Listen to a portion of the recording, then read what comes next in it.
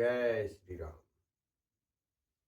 और सोई करतूत विभीषण केरी, सपने सोना राम यही हेरी। ते भरतहि भेटत सन्माने, राजसभा रघुवीर बखाने। वही करनी विभीषण की थी, परंतु श्री रामचंद्र जी ने सपने में भी उसका मन में विचार नहीं किया। उल्टे भरत जी से मिलने के समय श्री रघुनाथ जी ने उनका सम्मान किया और राजसभा में भी उनके गुणों का बखान किया। और प्रभु तर तर कपिडार पर, तय किए आप समान। तुलसी कहूँ ना राम से, साहिब सील निधान।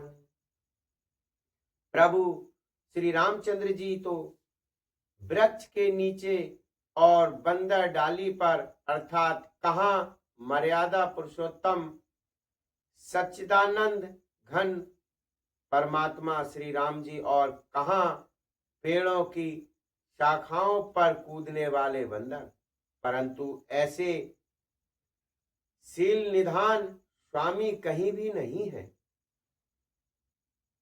हरे राम निकाय रावर है, सबय को नीक।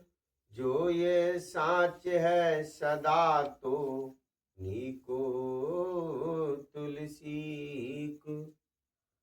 हे श्री राम जी, आपकी इच्छा ही से सभी का भला है, अर्थात आपका कल्याणमय स्वभाव सभी का कल्याण करने वाला है। यदि ये बात सच है तो तुलसीदास जी का भी सदा कल्याण ही होगा। यही विधि निधि गुण दोष कहे, सब बहुर सिरनाय। बर नौ रघुवर विशद जस, सुन कल कल सुनसाय। इस प्रकार अपने गुण दोषों को कहकर और सबको फिर से नवाकर मैं श्री रघुनाथ जी का निर्मल यश वर्णन करता हूं, जिसके सुनने से कलयुग के पाप नष्ट हो जाते हैं। पर मंगल भवन अमंगल हारी, द्रुबहुष दशरथ अजिर विहारी। जागवलिक जो कथा सुहाई, भरद्वाज मुनिवर सुन आई। और कहे सोई संवाद बखानी, सुनहु सकल सज्जन सुख मानी। मुनि ज्ञानवल्क जी ने जो सुहावनी कथा मुनि श्रेष्ठ भरद्वाज जी को सुनाई थी, उसी संवाद को मैं बखान कर कहूंगा। सब सज्जन सुख का अनुभव करते हुए उसे सुने। और शंभु कीन यह चरित सुहावा, बहुर कृपा करे उपह सुनावा। सोई शिव काग भूषण दीना, राम भगत अधिकार ही चीना। शिव जी ने पहले इस सुहावने चरित्र को रचा, फिर कृपा करके पार्वती जी को सुनाया। वही चरित्र शिव जी ने कागभूषण जी को राम भक्त और अधिकारी पहचान कर दिया। और तहि सन जाग बलिक पुन पावा, तिन पन भरद्वाज प्रति गावा। कै श्रोता भगता सब सीला, संबद रस जानहि हरि लीला। उन काकभूषण जी से फिर ज्ञानवल्क जी ने पाया और उन्होंने फिर उसे भरद्वाज जी को गाकर सुनाया। वे दोनों वक्ता और श्रोता याज्ञवल्क और भरद्वाज सम्मानशील वाले और सर्वदर्शी हैं और श्री हरि लीला को जानते हैं।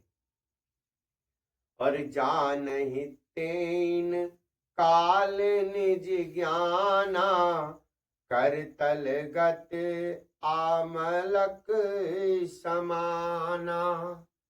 और जे हरि भगत सुजाना, कहे सुनहि समझहि विधि नाना। वे अपने ज्ञान से तीनों कालों की बातों को हथेली पर रखते हुए आवेल के समान प्रत्यक्ष जानते हैं, और भी जो सुजान भगवान की लीलाओं का रहस्य जानने वाले हरि भक्त हैं, वे इस चरित्र को नाना प्रकार से कहते सुनते और समझते हैं। मैं पुनि निज गुर सन सुने, कथा सो सुख रखते, समझी नहीं तस बालपन, तब अति रहूं अचेत। फिर वही कथा मैंने 12 क्षेत्र में अपने गुरुजी से सुनी, परंतु उस समय मैं लड़कपन के कारण बहुत बेसमझ था, इससे उनको उस प्रकार अच्छी तरह समझा नहीं। और श्रोता वक्ता ज्ञान निधि, कथा राम के गुण, किमी समझो में जीव जड़, कलिमल कृसहि विमूढ़। श्री राम जी की गुण कथा के वक्ता कहलाने वाले और श्रोता सुनने वाले दोनों ज्ञान के खजाने पूरे ज्ञानी होते हैं। मैं कलयुग के पापों से गिरसा हुआ महामून जड़ जीव भला उसको कैसे समझ सकता हूं। और तदपि कहे गुर 12 बारा, समझे परे कछु मति अनुसारा। भाषा वृद्ध करब में सोई, मोरे मन प्रबोध जही होई। तो भी गुरुजी के जब बार बार कथा कही तब बुद्धि के अनुसार कुछ समझ में आई, वही अब मेरे द्वारा भाषा में रची जाएगी, जिससे मेरे मन को संतोष होगा। और जस कछु विधि विवेक बल मेरे, तस कहे हूँ ये हरि के प्रेरे। निज संदेह मोह ब्रह्म हरिणी, करऊं कथा भव सरता तरनी। जैसा कुछ समझ में बुद्धि और विवेक का बल है, मैं हृदय में हरि की प्रेरणा से उसी के अनुसार कहूंगा। मैं अपने संदेह, अज्ञान और भ्रम को हरने वाली कथा रचता हूं, जो संसार रूपी नदी के पार करने के लिए नाव है। और बुद्ध विश्वास सकल जर नजनी, राम कथा कल कल सुन भंजनी। राम कथा कल पनंग भरनी, पुनि विवेक पावक कहूँ अरनी। राम कथा पंडितों को विश्राम देने वाली, सब मनुष्यों को प्रसन्न करने वाली और कलयुग के पापों को नाश करने वाली है।